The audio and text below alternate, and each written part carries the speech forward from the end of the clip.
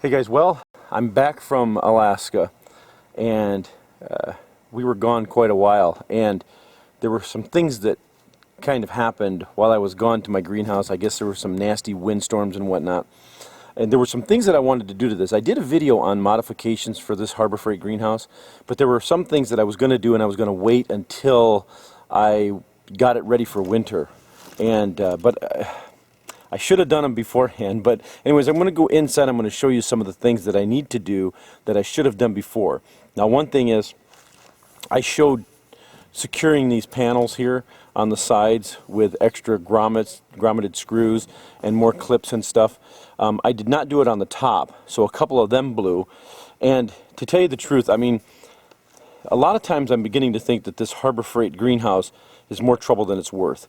But anyways, I'm going to go ahead and I'm going to get this thing buttoned up. I'm going to do the repairs that need to be done. I'm going to button it up for winter, and then I believe what I'm going to do is next year I'm going to go through building an actual stick-built greenhouse, and I'm going to take you guys along for the ride and show you that.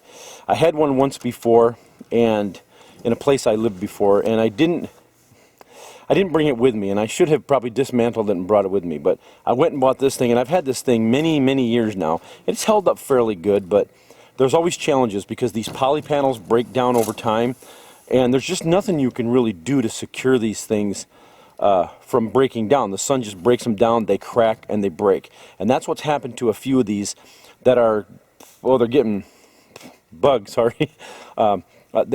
What are we looking at, 7, 8 years? I'm not sure how long, but these panels just break, and the UV light breaks them down, and they just deteriorate. So I'm going to have to replace some of those. I think what I might do is maybe not spend the money to replace them. I might just take some wood framing and put some plastic over them just to make it through the winter, and then from there I'm just going to dismantle this thing probably. But anyways, I'm going to go through the steps that I take to make this winterized so that I can use it for the winter and grow winter greens inside of here. But that's going to be another video. I'm going to go through all the steps of doing it. I'm going to show you today what needs to be done, and then I'm going to make another video showing you the actual steps when I do it. Alright, so let's go inside. Okay, so here's one of them. You'll see that is where it just breaks down and deteriorates, and then it just breaks off, and then the piece just flies, and that's just what happens with these poly panels. I know, I apologize, I'm kicking a bucket around. But it happens, and so I've got one here that this is the one that's got the little wax opener on it, and nasty wind just grabbed it and took off with it, and I should have buttoned that down. So I need to take care of that. I did replace that panel there because it broke, because it just deteriorated. So that one there is only 1 year old. So I'm going to go ahead and put the new panel here, put plastic here with like a wood framing or something, and then I've got the same thing that happened over here with this piece here that broke off because it just got too old and deteriorated. So the modifications that I made with like along these sides here and whatnot, they work really well if you have healthy panels, which I don't really have healthy panels. So I mean, a lot of them are doing okay, but as I said, really these Harbor Freight greenhouses are disposable in my opinion.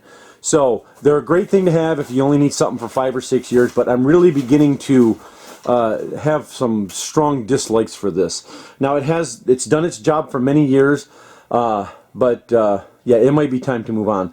Anyways, I'm going to go ahead and I'm going to fix these panels, and then what I might do is put in bubble wrap along the inside of this.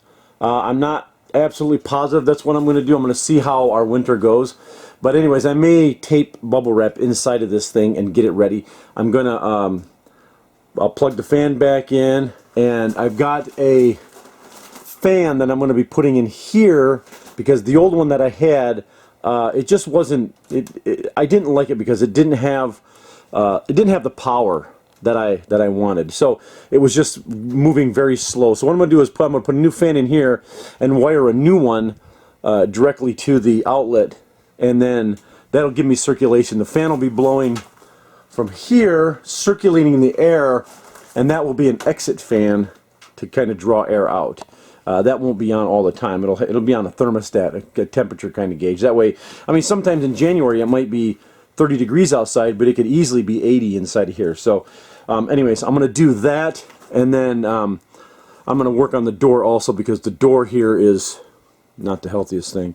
So I'm going to button that up a little bit more. And so I'm not going to spend a lot of money on the modifications on this, because if I'm just going to pitch this thing come winter time, or I mean come spring, then I'm not going to spend a lot of money. So anyways, it's not going to be a heated greenhouse. I'm not going to fire that heater back up, because that is a waste of money. That's a propane heater, and that was a colossal pain in the butt. So it's not going to be heated. It's just going to be winter greens, and I'm going to be hopefully filling this thing up completely with winter greens, and I'm going to take you along for that too. This is going to be the winter grow your heirlooms, and and we'll see what we get out of this. I'm still going to have some of the things outdoors too, but pretty much here in Southern Oregon in Zone 7B, you can grow year-round in a greenhouse. I still do have my growing indoors the channel that I'm going to be doing for all the stuff that I'm inside my grow room. So you might want to go on over to that channel too to keep an eye on what's going on inside. And so anyways, I'm going to go ahead in another video. I will show you all the modifications, but this here video is just kind of giving you a rundown of what needs to happen. All right,